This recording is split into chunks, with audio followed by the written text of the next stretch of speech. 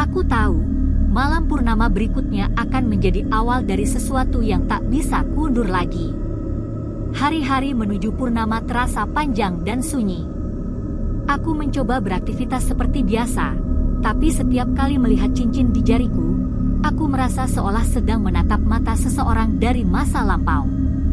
Ada getaran halus setiap kali aku menyentuhnya, seperti detak jantung yang bukan milikku. Ibu semakin pendiam. Ia tak lagi membicarakan Raden Arya, seolah memilih berdiam karena tahu waktu tidak bisa ditawar. Kadang, aku mendapati dia menatap ke arah taman belakang sambil berdoa lirih. Di wajahnya, ada campuran pasrah dan takut. Malam itu akhirnya tiba. Langit bersih, bulan bulat penuh menggantung tinggi, cahayanya jatuh lembut di halaman. Dari dalam kamar, aku melihat taman belakang diterangi sinar keperakan yang memantul di atas rumput basah. Pohon Kamboja di tengahnya tampak hidup, setiap kelopaknya bergetar ringan seolah menyambut sesuatu. Aku menatap cincin di jariku, ia bersinar lembut, seperti memberi isyarat. Tempat bunga melati pertama kali ditanam, gumamku.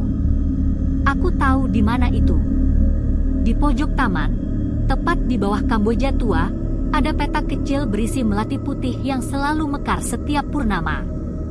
Ibu pernah bilang, itu tanaman peninggalan nenek buyutku, Ratna Sasmita, perempuan yang konon pernah dijodohkan dengan Raden Arya.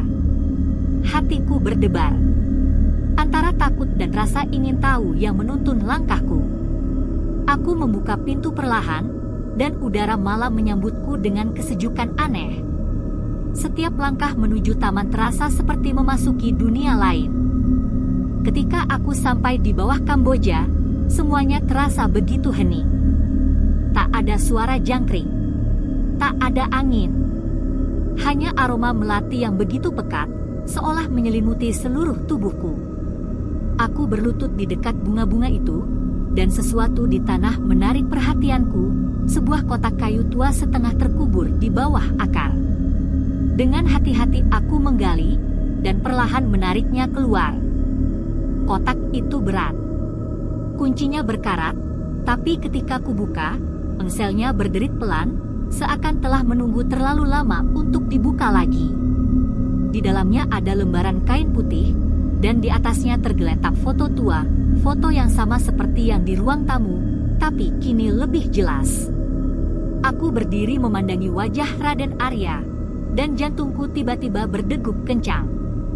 Karena di sisi pria itu, ada seorang perempuan yang wajahnya sama persis denganku. Aku menutup mulut, nyaris terisak. Tidak, ini tidak mungkin. Lalu dari belakang, terdengar suara yang lembut, akrab, dan entah kenapa membuat bulu kuduku berdiri. Itu bukan kebetulan, Nara. Aku menoleh. Dan di sana, di bawah sinar purnama, berdiri sosok pria yang sama persis seperti di foto, lengkap dengan pakaian pengantin Jawa kuno, tubuhnya memancarkan cahaya lembut seperti kabut. Raden Arya. Aku mundur selangkah, tapi tubuhku seakan terikat oleh pandangannya. Ia berjalan mendekat perlahan, setiap langkahnya tidak menimbulkan suara di rumput basah. Aku telah menunggumu sangat lama, katanya. Siapa? Siapa kau sebenarnya? Suaraku bergetar. Aku adalah janji yang belum ditepati. Dan kau, Nara, adalah jiwa yang lahir untuk menepatinya. Aku menggeleng, air mataku menetes. Aku bukan Ratna Sasmita. Aku bukan siapapun. Kau adalah ia, dalam bentuk baru. Kau membawa ingatannya, darahnya, dan janjinya. Ia mengulurkan tangan, cahaya di sekitarnya bergetar lembut. Kembalilah padaku, agar semuanya selesai. Aku menatap tangannya yang hampir menyentuh wajahku. Tapi tiba-tiba, dari dalam rumah, terdengar suara ibu berteriak panik. Nara, jangan terima ulurannya. Kau akan terikat selamanya. Teriakan itu seperti membangunkanku dari mimpi panjang. Aku mundur cepat, menutup telingaku, berlari ke arah rumah. Tapi di belakangku, suara Raden Arya menggema. Kau tak bisa lari dari ikrar yang telah dimulai, Nara. Setiap kali purnama datang, aku akan semakin dekat. Aku masuk rumah dengan napas tersengal. Ibu segera menutup pintu dan menatapku dengan wajah pucat. Kau sudah melihatnya, bukan? Aku mengangguk, gemetar. Bu, dia hidup. Aku bisa melihatnya, bahkan aku bisa mendengar suaranya. Ibu menatapku dengan mata merah. Tidak, Nara. Dia tidak hidup, tapi dia tidak mati dengan tenang. Aku memeluk ibu erat, dan untuk pertama kalinya, aku merasa dunia yang kutinggali mulai kehilangan batas. Antara masa lalu dan masa kini, antara cinta dan kutukan, semuanya perlahan menyatu dalam diriku. Malam itu aku tak bisa tidur. Setiap kali memejamkan mata, aku kembali melihat wajah Raden Arya, lembut, teduh, tapi di balik itu tersimpan sesuatu yang tak bisa kutebak, kerinduan atau dendam. Aku memegang cincin di jariku, kini terasa hangat, seolah jiwaku disapa dari jauh. Ibu tidur di ruang tamu, mungkin karena takut aku akan keluar lagi. Aku menatapnya dari jauh, wajahnya letih, tapi dalam diamnya aku tahu ia sedang menahan sesuatu yang berat. Aku ingin bertanya, tapi entah mengapa, aku takut jawabannya akan mengubah segalanya. Pagi menjelang. Cahaya matahari menembus tirai kamar, tapi rasa dingin tetap tertinggal di udara. Saat aku turun ke dapur, kulihat ibu sedang membuat teh. Tangannya gemetar saat menuang air panas. Bu, siapa sebenarnya Ratna Sasmita? Tanyaku akhirnya. Ibu terdiam lama, menatap keluar jendela. Ia perempuan yang sangat cantik, katanya pelan. Dan juga perempuan yang paling keras kepala di zamannya. Aku menunggu. Ratna Sasmita adalah nenek buyutmu, lanjutnya. Ia dijodohkan dengan Raden Arya Wijaya, seorang bangsawan dari keluarga Wiratama. Tapi pernikahan mereka tidak pernah terjadi, karena Ratna memilih orang lain. Lalu, suaraku bergetar. Raden Arya bersumpah bahwa cintanya tak akan berhenti meski dunia berakhir. Dan malam sebelum ia berangkat ke medan perang, ia datang ke rumah leluhur kita, membawa cincin perak itu. Aku menatap jariku, jantungku berdetak cepat. Cincin ini? Ya, jawab Ibu lirih. Ia berjanji, siapapun yang mengenakan cincin itu kelak akan menjadi pengantin yang ia pilih sendiri. Aku membeku. Dan kau tahu, lanjut ibu, tidak ada satupun perempuan di keluarga kita yang berani menyentuh cincin itu, sampai kau melakukannya tanpa sengaja. Aku memejamkan mata. Napasku terasa berat. Jadi semua ini bukan kebetulan, semua sudah menunggu, seperti waktu yang berputar kembali untuk menagih janji yang belum selesai. Sejak hari itu, hal-hal aneh mulai terjadi. Setiap kali aku bercermin, di bayangan kaca selalu terlihat dua sosok, aku, dan di belakangku, siluet perempuan lain dengan kebaya putih, rambut disanggul rapi.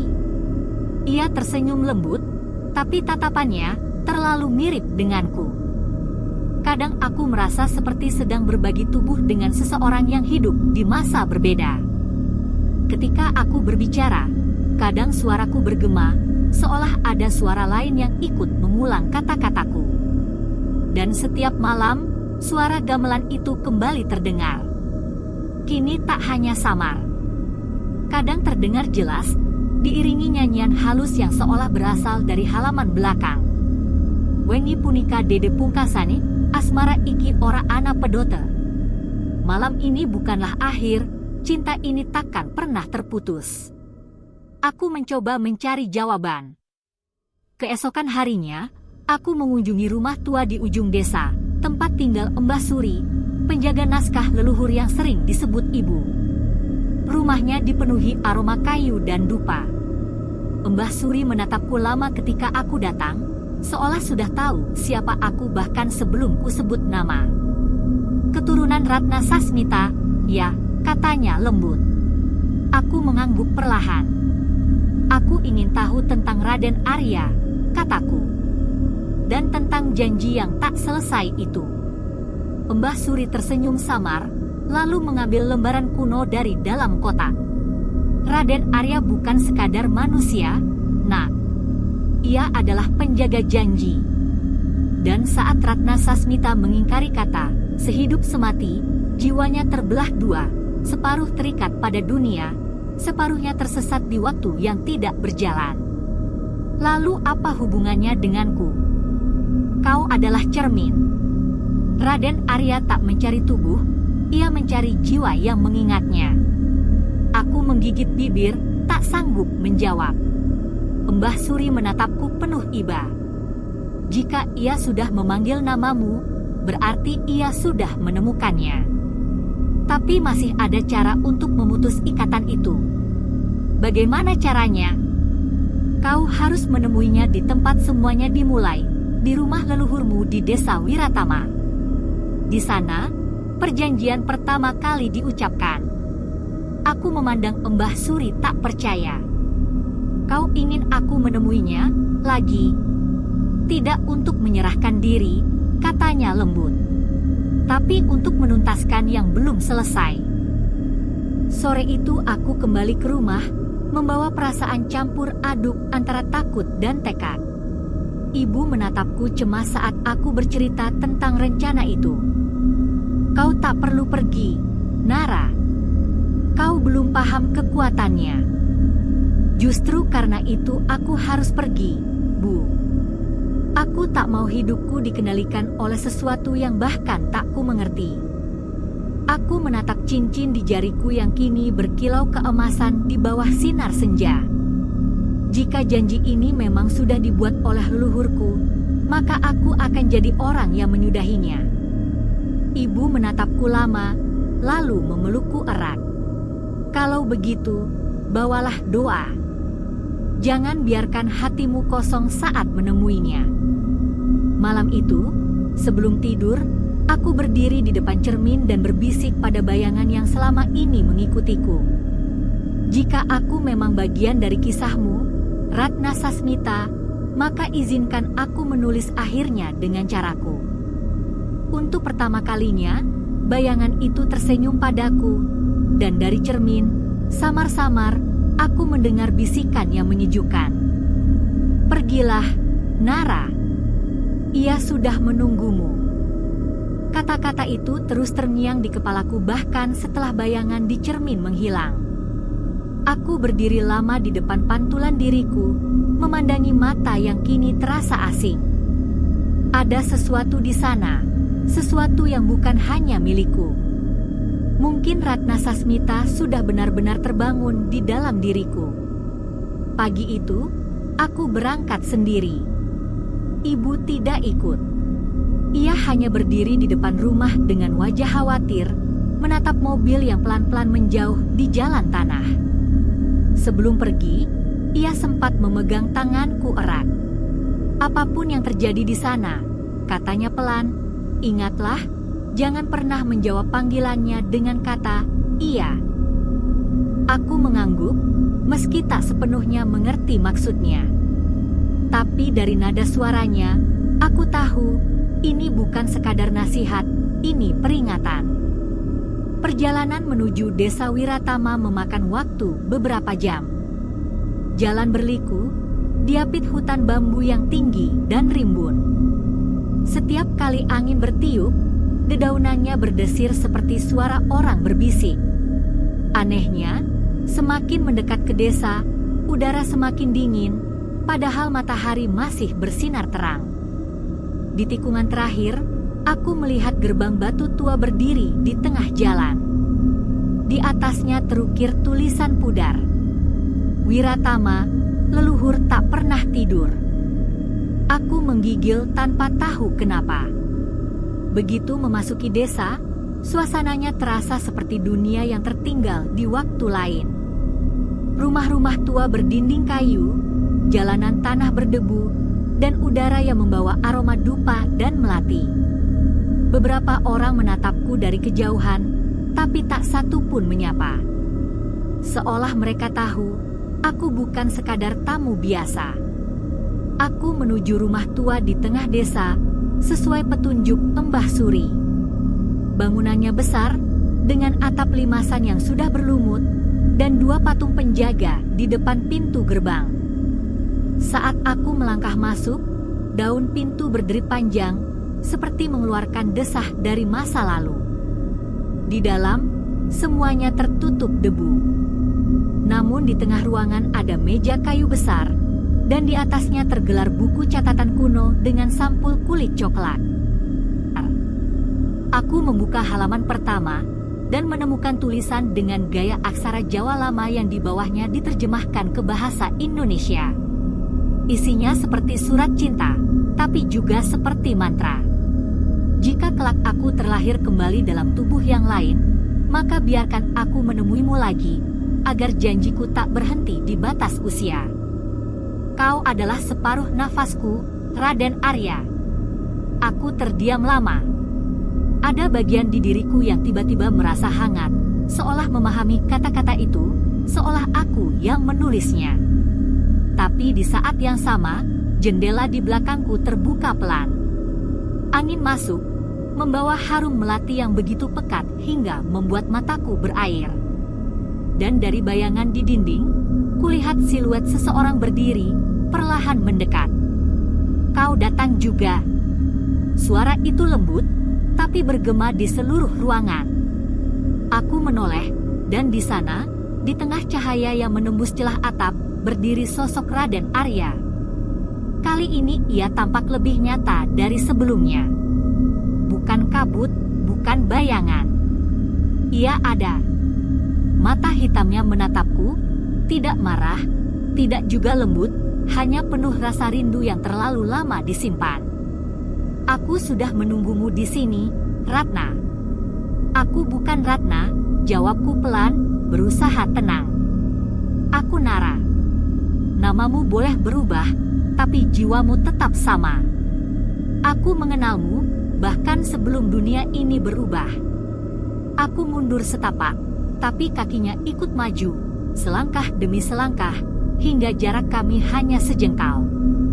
Udara di antara kami seolah berhenti. Kau menulis janji itu, katanya lirih. Dan aku datang untuk menepatinya. Aku menggeleng, menahan air mata. Aku tidak ingin hidupku berakhir di masa lalu yang bukan milikku. Masa lalu tidak berakhir, Nara. Ia hanya menunggu untuk dikenang kembali. Ia mengulurkan tangan.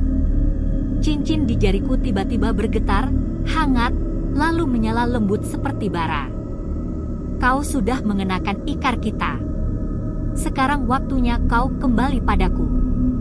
Aku menatap matanya, dan untuk sesaat, dunia di sekeliling kami berubah. Dinding rumah memudar, berganti taman yang sama seperti di mimpiku. Pohon Kamboja, gamelan, dan cahaya bulan yang keperakan. Aku mendengar suara orang bersenandung, dan samar-samar melihat diriku sendiri berdiri di sisi Raden Arya, tapi bukan aku yang sekarang.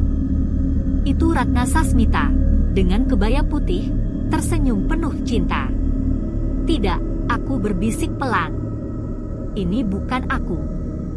Ini kau, Ratna. Janji ini belum selesai, jawabnya lembut. Tiba-tiba, suara dari kejauhan memanggil namaku dengan panik, suara ibu.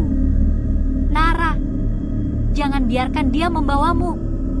Seketika suasana berubah. Cahaya purnama memudar, taman perlahan menghilang, dan aku kembali berdiri di rumah tua yang dingin dan gelap. Raden Arya masih di depanku, tapi wajahnya mulai buram. Kau masih menolak, suaranya tenang, tapi matanya redup. Baiklah. Tapi setiap kali bulan purnama datang, aku akan datang lagi. Sampai kau mengucapkan iya dengan hatimu sendiri. Ia menatapku dalam, lalu perlahan menghilang menjadi kabut putih. Cincin di jariku mendingin, dan aku terjatuh berlutut. Aku menatap buku tua di lantai, halaman-halamannya kini kosong. Tapi di bagian paling bawah, ada tulisan baru yang belum sempat kering. Purnama berikutnya adalah penentuan. Aku memeluk buku itu erat, dan untuk pertama kalinya, aku menangis bukan karena takut, tapi karena hatiku mulai goyah. Di antara semua ketakutan, ada bagian kecil di dalam diriku yang mulai merindukannya, entah sebagai kenangan atau sebagai takdir. Perasaan itu membuatku gelisah. Setiap kali aku menutup mata, aku melihat Raden Arya berdiri di tengah taman, menatapku dengan senyum yang tak bisa kuartikan. Bukan sekedar sosok yang menyeramkan, bukan pula bayangan yang mengancam, tapi seperti seseorang yang dulu pernah kucintai, dalam kehidupan yang sudah lama berakhir. Aku tak tahu sejak kapan kerinduan itu tumbuh. Mungkin sejak malam di bawah purnama, mungkin sejak aku membaca surat cinta yang tertulis atas nama Ratna Sasmita. Atau mungkin sejak aku mengenakan cincin ini. Aku kembali ke rumah dengan langkah berat. Ibu langsung menyambutku di depan pintu, matanya merah karena menangis. Aku sudah bilang jangan pergi, Nara, katanya dengan suara bergetar. Aku harus tahu, Bu, jawabku pelan. Kalau aku tak melihatnya sendiri, aku takkan pernah bisa melawan. Ibu menatapku lama, lalu memelukku erat. Kau tampak berbeda, bisiknya di bahuku. Matamu tak lagi sama. Aku tidak menjawab. Karena di lubuk hati, aku tahu apa yang ia rasakan benar. Ada sesuatu di dalam diriku yang perlahan berubah. Mungkin sebagian dari jiwaku memang sedang ditarik ke masa lalu, perlahan, tapi pasti. Malamnya, aku duduk sendirian di kamar, menatap buku tua yang kubawa dari rumah di Wiratama. Halamannya kini kosong, tapi setiap kali kubuka, aku bisa mencium aroma melati yang sama seperti di taman. Aku mengelus sampulnya perlahan. Apa sebenarnya yang kau inginkan dariku, Raden? Gumamku. Dan seolah menjawab, lampu kamar tiba-tiba berkelap-kelip. Bayangan di dinding bergoyang, membentuk siluet seorang pria berdiri di sudut ruangan. Aku hanya ingin menepati janji, suaranya terdengar lirih, penuh kesedihan. Aku menatap ke arah bayangan itu. Janji yang dibuat bukan denganku, kataku. Tapi diteguhkan dalam darahmu, jawabnya pelan. Dulu kau berjanji akan menungguku, Ratna. Dan kini, aku yang menunggu. Aku berdiri, mencoba menahan air mata yang entah kenapa jatuh begitu saja. Kau tidak bisa mengambil hidupku, Raden. Aku bukan bagian dari masa itu. Tidak, kau tidak kuminta untuk mati, katanya lembut. Aku hanya ingin kau mengingatku, agar aku tidak hilang sepenuhnya. Seketika suasana kamar menjadi hangat. Dari udara yang tenang, muncul aroma melati, semakin kuat hingga aku menutup mata. Saat kubuka lagi, aku berdiri di tempat lain. Aku melihat diriku sendiri dalam kebaya putih, rambut disanggul, tangan menggenggam bunga melati. Di hadapanku, Raden Arya berdiri dengan pakaian pengantin Jawa. Langit di atas kami bersinar perak, dan di sekitar, ribuan lilin berbaris rapi di tanah. Ini bukan nyata, kataku lirih. Ini kenangan yang memanggilmu, jawabnya. Lihatlah bagaimana kita dulu berjanji. Aku melihat sosok Ratna Sasmita, wajahnya persis sepertiku, menatap Raden Arya dengan air mata bahagia. Aku takkan meninggalkanmu, Raden, katanya. Meski dunia memisahkan, aku akan kembali. Kalimat itu terulang di kepalaku seperti gema. Aku menutup telinga, tapi suara itu terus terdengar. Aku akan kembali, aku akan kembali. Aku menjerit dan seketika semuanya lenyap. Aku kembali di kamar, terjatuh di lantai. Napasku terengah. Cincin di jariku kini bersinar redup, tapi di cermin aku melihat sesuatu yang membuat darahku berdesir. Wajahku berubah sejenak menjadi Ratna Sasmita. Aku menyentuh pipiku, terengah. Tidak, ini tidak boleh terjadi. Pintu kamar terbuka. Ibu berdiri di ambang dengan wajah pucat. Nara, apa yang kau lakukan? Bu, dia mencoba menarikku ke masa lalu. Kau sudah melewati batas, suara ibu bergetar. Sekarang ia tak hanya menunggumu, ia ada di dalam dirimu. Aku menatap ibu, tak sanggup bicara. Di balik kepalaku, samar terdengar bisikan lembut yang bukan suaraku. Jangan takut, Nara. Aku tidak akan menyakitimu. Aku hanya ingin pulang bersamamu. Aku terdiam. Karena untuk sesaat, aku tidak tahu siapa yang sedang berbicara, aku atau Ratna. Malam itu, aku memandangi bulan dari jendela. Purnama berikutnya tinggal seminggu lagi. Aku tahu Raden Arya akan datang kembali, dan kali ini, aku mungkin tak lagi punya kekuatan untuk menolak. Tapi di dalam ketakutan itu, ada sesuatu yang lebih dalam, rasa ingin tahu yang tidak bisa kuredam. Apakah cinta benar-benar bisa bertahan melintasi kematian? Ataukah cinta sejati justru menjadi kutukan ketika tak diakhiri dengan perpisahan? Pertanyaan itu berputar di kepalaku selama seminggu penuh, menempel di benak seperti bisikan yang tak mau pergi. Setiap malam aku mendengar langkah kaki di taman belakang. Kadang samar, kadang jelas, seolah seseorang sedang berjalan perlahan di antara melati yang mekar. Dan setiap kali aku menatap ke jendela, aku melihat bayangan Raden Arya berdiri di bawah sinar bulan, memandang ke arahku tanpa berkata apa-apa. Ibu mulai tak bisa tidur. Ia menyalakan dupa setiap malam, membaca doa panjang yang membuat udara di rumah terasa berat. Purnama kali ini akan menentukan segalanya, katanya pelan. Kalau kau tak menolak sekarang, dia tak akan pernah pergi lagi. Aku menatap cincin di jariku yang kini tak pernah padam cahayanya. Bagaimana aku bisa menolak sesuatu yang terasa seperti bagian dari diriku sendiri? Karena bukan dirimu yang menginginkannya, Nara, jawab ibu lirih. Itu bayangan masa lalu yang ingin hidup kembali melalui tubuhmu.